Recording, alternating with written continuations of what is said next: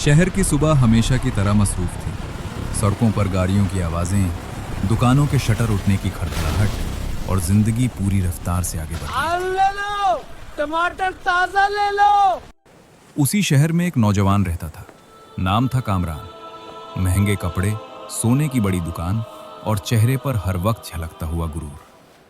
एक दिन वो अपनी दुकान में बैठा आईने में खुद को देख रहा था। हल्की सी मुस्कुराहट के साथ बोला, इस बार ईद पर कुछ ऐसा करूंगा कि पूरा शहर देखता रह जाएगा। साथ खड़े दोस्त ने हंसते हुए पूछा, अब क्या नया मंसूबा है? कामरान कुर्सी से उठा, सीना तान कर बोला, इस बार बकरे नहीं, इतनी खूबसूरत और नायाब गाय लाऊंगा कि पूरा मोहल्ला देखता रह जाएगा।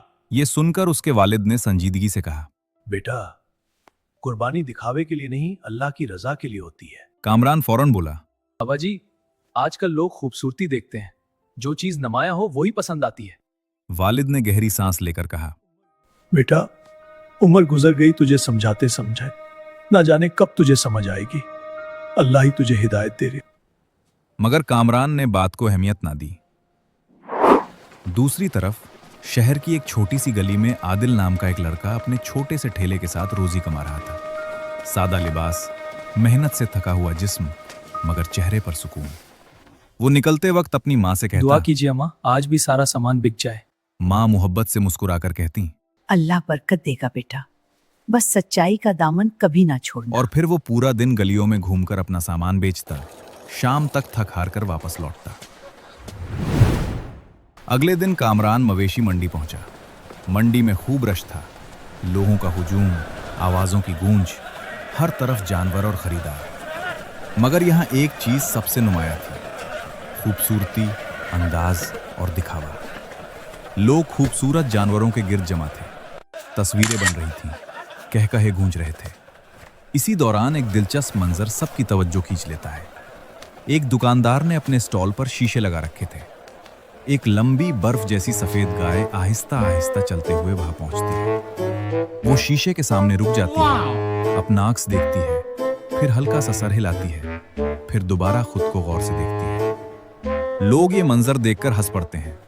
एक आदमी मुस्कुराकर कहता है, लगता है हुजूर खुद ही अपनी तारीफ कर रही है। हर तरफ हंसी की आवाजें फैल जाती हैं। कामरान भी ये सब देखता है और उसकी नजर उसी गाय पर जम जाती है। लंबी, दिलकश, चमकती हुई खाल और एक अलग ही शान। वो फौरन व्यापारी के पास जाता है। ये कितने की है? साहब, ये 12 लाख की है। 12 लाख? कुछ कम करें। नहीं साहब, इस पर बहुत खर्चा आया है, इससे कम मैं नहीं दे सकता। काफी देर बहस चलती रहती है। आखिरकार तवील तकरार के बाद सौदा 8 लाख में तय हो जाता है। कामरान रकम अदा करता ये है ले 8 लाख और गाय को लेकर रवाना हो जाता है। रास्ते में उसका गुजर आदिल के ठेले के पास से होता है।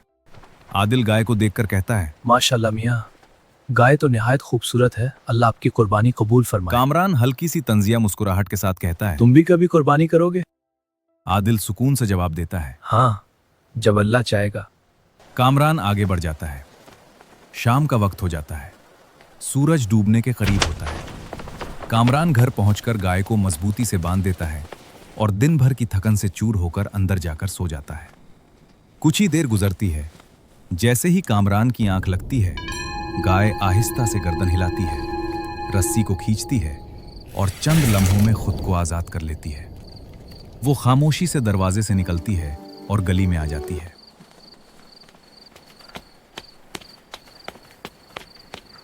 उसी वक्त आदिल अपना ठेला समेटकर वापस आ रहा होता है।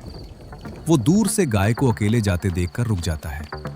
चंद लम्हे गौर से देखता है, फिर कहता है, ये तो शायद कामरान की गाय है, उसे पकड़कर मालिक के हवाले करना चाहिए। वो फौरन उसके पीछे बढ़ता है।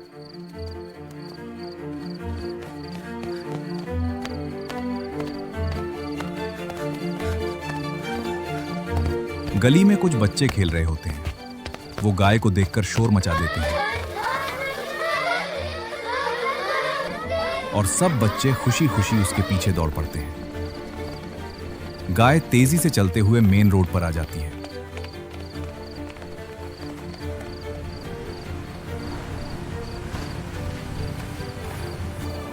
अचानक ट्रैफिक सुस्त पड़ जाती है, गाड़ियां रुकने लगती हैं। लोग हैरत से देखने लगते हैं। इसी दौरान गाय आगे बढ़ते हुए एक मोटरसाइकिल से टकरा जाती है। मोटरसाइकिल एक तरफ गिर जाती है, मगर सवार फौरन संभल कर खड़ा हो जाता है। ये गाय किसकी है, जरा ख्याल करे। इधर आदिल पूरी रफ्तार से भाग रहा होता है। जल्दी में उसका पांव किसी चीज से अटक जाता है। वो जोर से जमीन पर गिरता है, हाथ छिल जाता है, पांव में भी चोट आती है। चंद लम्हों के लिए रुक जाता है, फिर खुद से कहता है, नहीं, हिम्मत नहीं हारनी, उसे पकड़ना ही होगा। वो दोबारा उठता है और दौड़ना शुरू कर देता है।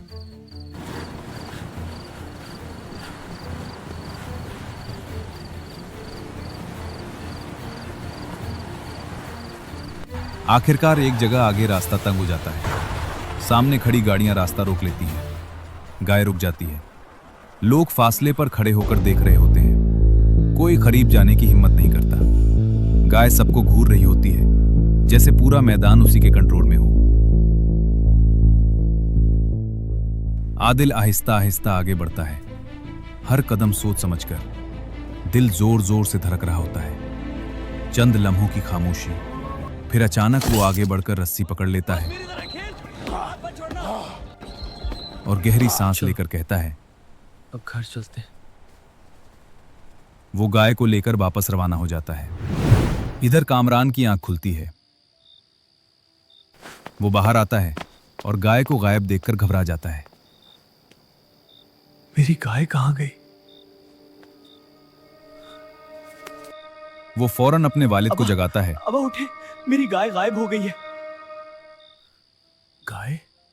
वो कहाँ गई? फिर गुस्से में कहता है, ये जरूर किसी ने ली होगी और वो आदिल ही होगा। आओ उसे देखते हैं। वो फौरन आदिल के घर पहुंचता है।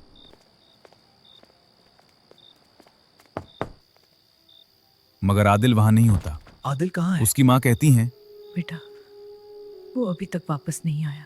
इतने में आदिल गाय के साथ वहां पहुंच जाता है। कामरान उसका जख्मी पांव देखता है और खामोश हो जाता है।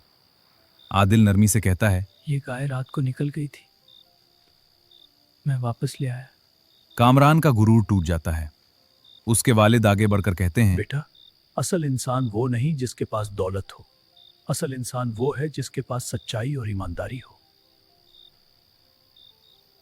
कामरान आहिस्ता से आदिल के करीब आता है।